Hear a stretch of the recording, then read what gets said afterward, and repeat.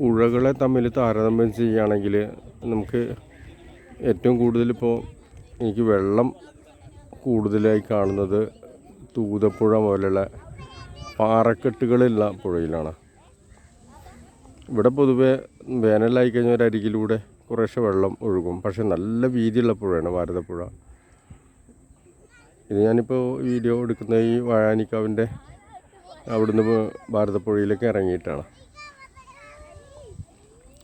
നീന്തൽ അറിയാത്ത ആളുകളെ സംബന്ധിച്ചൊക്കെ നീന്തൽ പഠിക്കാൻ പറ്റിയ ഒരു ഏരിയയാണ്. വലിയ ആഴമല്ല ഇവിടെ, പിന്നെ വല്ല കെട്ടുകളൊക്കെ ഉള്ള ഭാഗത്തേ ആഴമുള്ളൂ.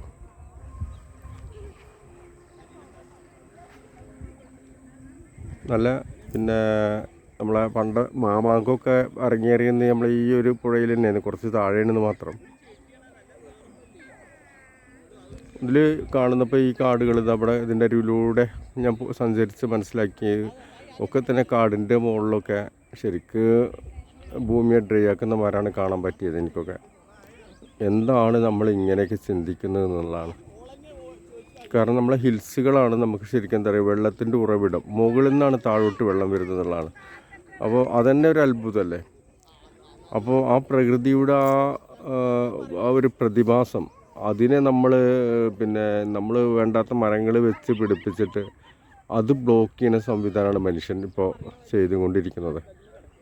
എന്തെങ്കിലും സ്വാർത്ഥ ലാഭത്തിന് വേണ്ടിയായിരിക്കാം, പക്ഷെ എന്താണെങ്കിലും വളരെയധികം പരിതാപകരമാണ്. പ്രകൃതി സ്നേഹികൾ ഇതൊക്കെ പറയുമ്പോൾ അവരൊരു ഭ്രാന്തന്മാരായിട്ടാണ് ഇവിടുത്തെ ജനങ്ങൾ മുദ്ര കുത്തുന്നത്. ഇനി താമസിയാതെ നമുക്ക് എന്ത് ചെയ്യാം, പിന്നെ ഡൽഹിയിലേക്ക് പോലെ ഒരു ബാക്കിലൊരു ഓക്സിജൻ സിലിണ്ടറും ഘടിപ്പിച്ചിട്ട് നടക്കേണ്ട അവസ്ഥയാണ് വരാൻ പോണത്. മരങ്ങളൊക്കെ വെട്ടിമുറിക്കുകയാണ് ആളുകൾ. ഓരോ മരങ്ങളുടെയും ഗുണങ്ങളെക്കുറിച്ച് പറഞ്ഞു കൊടുക്കുക അവിടെ ആരുമില്ല.